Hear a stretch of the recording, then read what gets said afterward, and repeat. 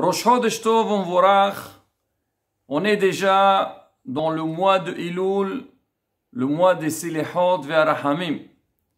On va essayer, Be'ezrat Hashem, de transmettre quelques enseignements cités par Rabotena Kedushim pour réussir ce mois de Elul. Tout le monde sait que pendant ce mois, on doit faire un travail supplémentaire par rapport à toute l'année. On sait qu'il y a beaucoup de règles qui sont instaurées par le Shulchan Aruch, mais des fois, soit on ne les connaît pas bien, ou même si on les connaît, on les gère mal. On va essayer, Bezrat Hashem, donc de entrer un petit peu dans les détails. Déjà, pour le mois de Elul, alors pourquoi spécialement le mois de Elul? On dit le mois de la Teshuvah, parce que à Rosh Hashanah, Akadosh Baruch Hu va juger le monde, comme la Mishnah le dit, on va tous passer devant Akadosh Baruch Hu pour donner le compte du travail qu'on a fait tout le long de l'année. Et donc, puisqu'on sait que à Rosh Hashanah, on va être jugé, là, il faut intensifier nos bonnes actions, essayer de faire une vraie teshuva.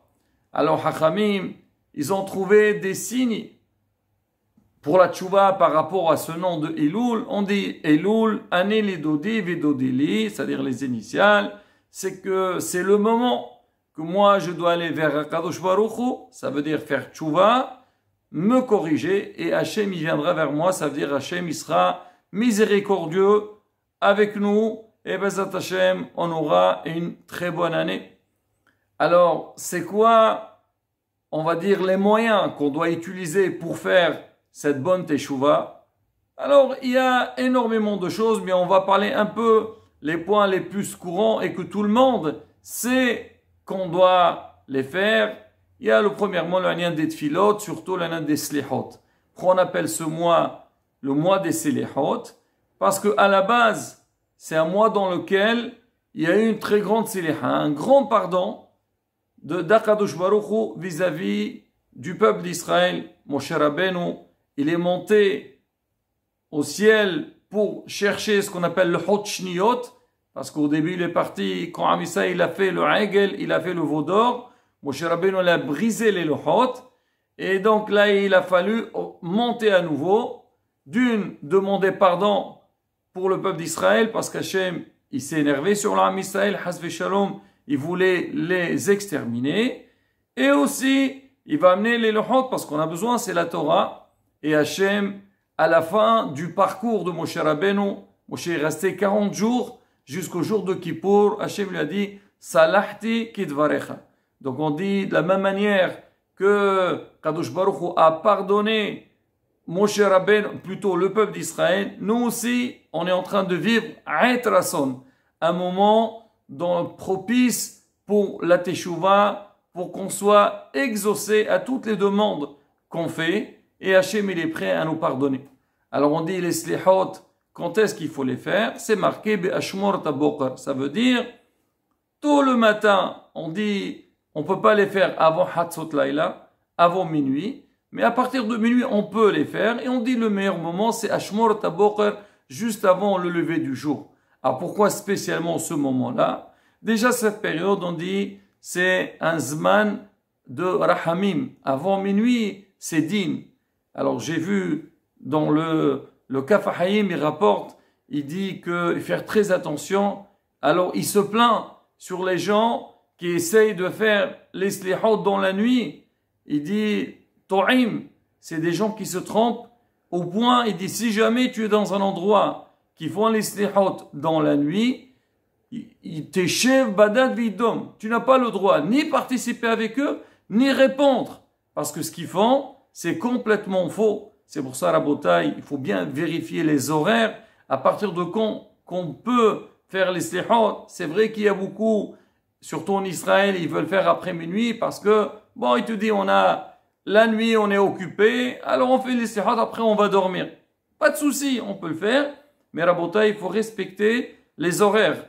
Alors, donc ça déjà, il faut être sûr et certain que le zman dans lequel on fait, alors au moment qu'on fait, c'est, selon la halakha, on peut faire sans aucun problème.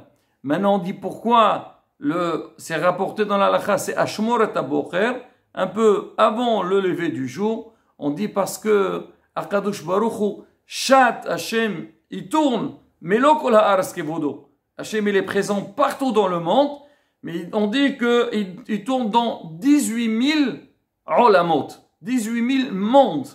Et après qu'il a fait le tour de ces 18 000 mondes, il descend sur terre devant nous, avec proche à nous, et donc il est prêt à nous écouter. C'est ce qu'on dit, on dit Melech Basadeh. Pendant cette période-là, le roi il est dans le champ. Ça veut dire quoi dans le champ? C'est qu'il est parmi nous. Et pendant ce moment-là, Ashmor Taboker, donc Hachem, il est présent, il est proche. Et là, comme on dit, faut profiter de l'occasion et demander ce qu'on a besoin.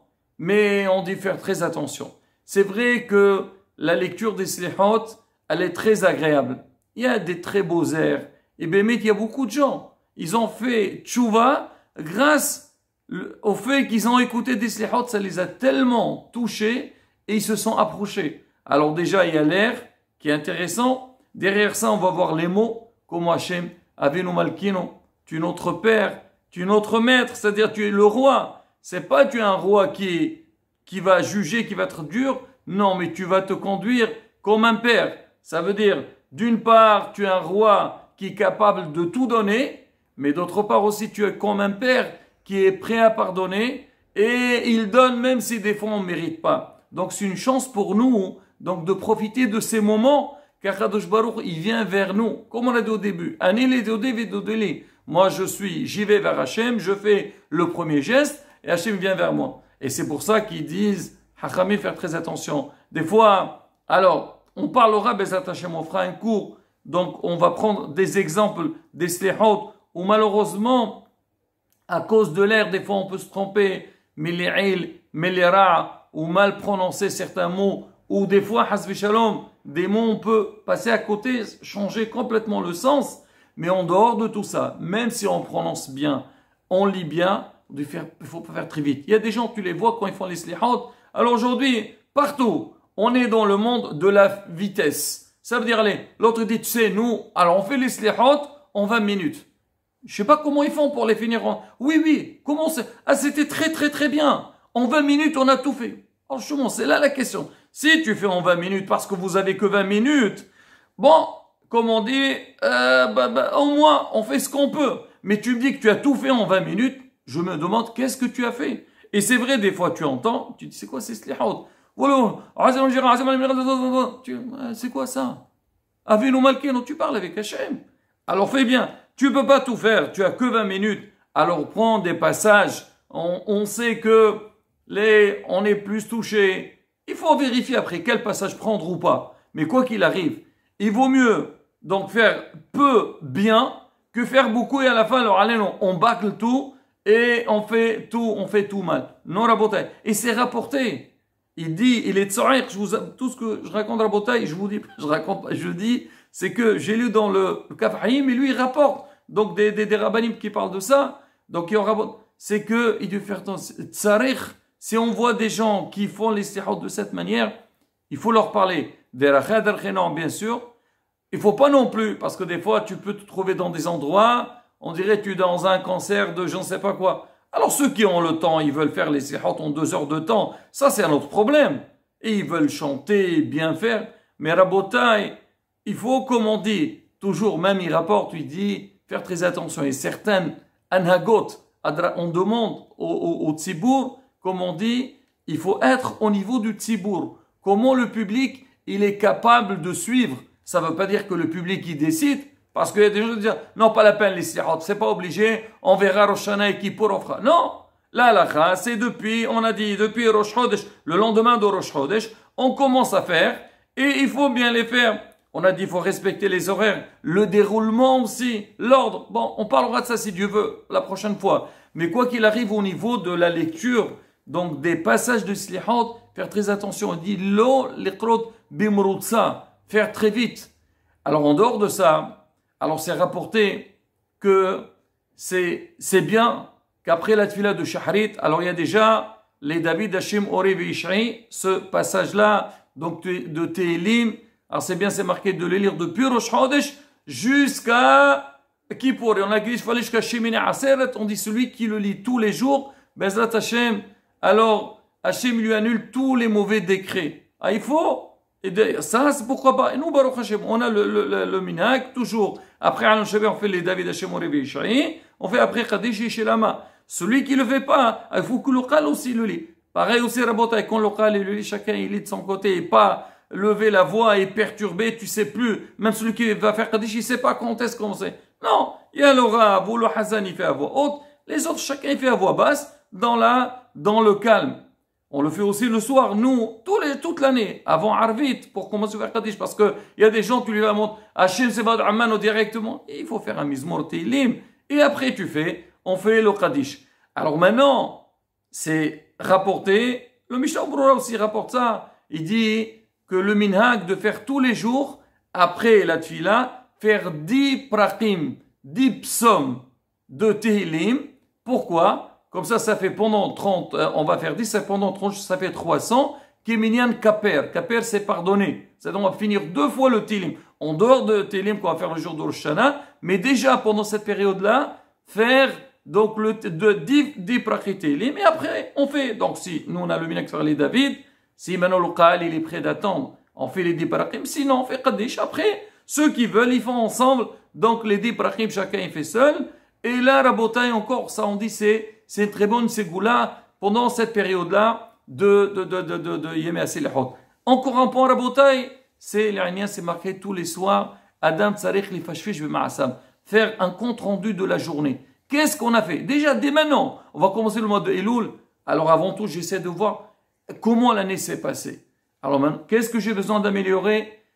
Où je dois continuer? Et là, il dit surtout le soir, avant de dormir, tu as Qra'at Shema, essaie de réfléchir. Comment s'est passée ta journée? Et tu vois tous les détails, tous les points, alors sur lesquels tu dois faire plus d'efforts, et aussi continuer Bezrat Hashem. Donc, comme on a dit, quand nous on va vers Akadosh Baruch Hu, il est prêt à écouter notre filote, à nous pardonner pour avoir Shana Tova Mvorechet. Amen. Ken Yerason. Hesqo ou Imso.